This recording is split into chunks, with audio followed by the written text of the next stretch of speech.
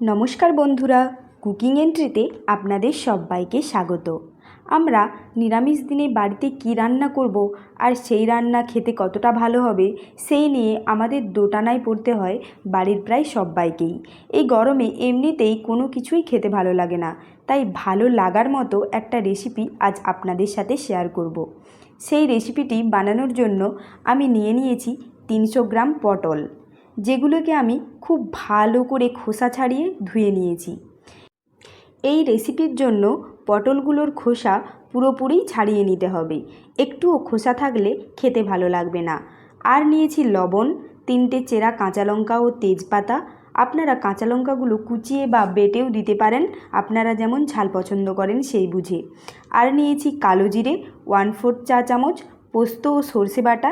এখানে আমি 3 টেবিল চামচ পোস্ত ও 1 টেবিল চামচ সাদা সর্ষেকে একসাথে শিলনোড়ায় ভালো করে বেটে নিয়েছি। আমি পটলগুলোকে একটা ছুরির সাহায্যে মাঝখান থেকে এইভাবে একটু করে চিড়ে নিচ্ছি, যাতে পটলের মধ্যে মশলাটা খুব ভালো করে ঢোকে আর পটলটা ভেতর থেকে খুব ভালো করে সেদ্ধ হয়।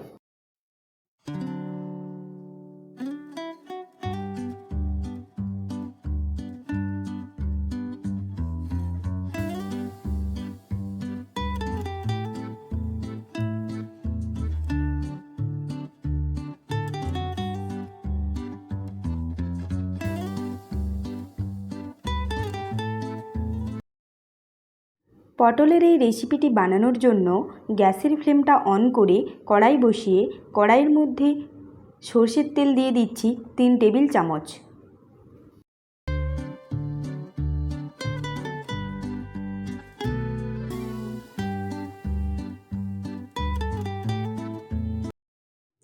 তেলটা গরম হয়ে গেছে।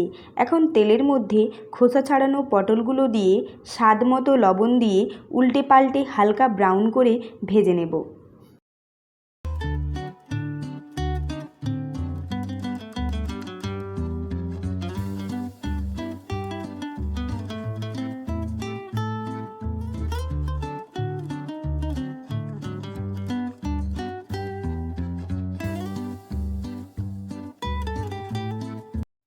দেখুন, এই রকম করে ভেজে নিয়েছি। এবার কড়াই থেকে তুলে নেব। পটল ভাজার তেলের মধ্যেই দিয়ে দিচ্ছি তেজপাতা ও কালো জিরের ফোড়ন। এবার ফোড়নটাকে 30 সেকেন্ড সময় ধরে একটু ভেজে নিচ্ছি।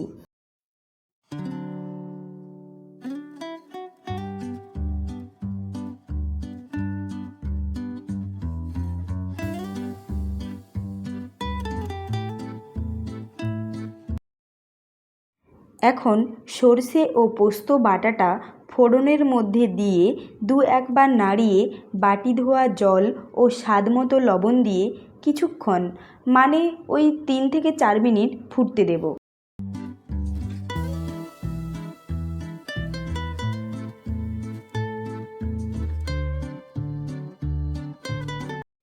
আরও নতুন নতুন রান্নার ভিডিও পেতে আমার ভিডিওটিতে লাইক, কমেন্ট, শেয়ার এবং সাবস্ক্রাইব করতে ভুলবেন না। আর পাশের বেল আইকনটি প্রেস করে রাখবেন, যাতে আমি কোনো ভিডিও আপলোড করলেই আপনারা তার সাথে সাথে দেখতে পান। আমার ফেসবুক পেজের লিঙ্কও আমি ডেসক্রিপশন বক্সে দিয়ে রাখবো, আপনারা চাইলে ফলো করতে পারেন।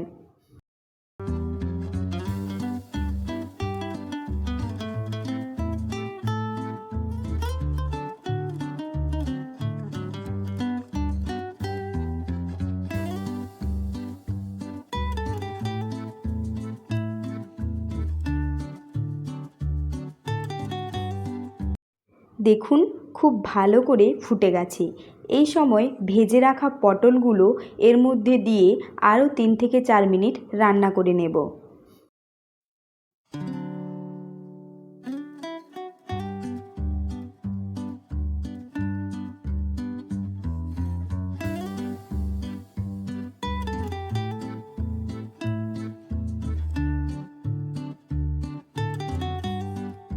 তিন থেকে 4 মিনিট রান্না করার পর চেরা কাঁচা লঙ্কাগুলো দিয়ে ভালো করে মিশিয়ে আরও 2 থেকে 3 মিনিট রান্না করে নিচ্ছি।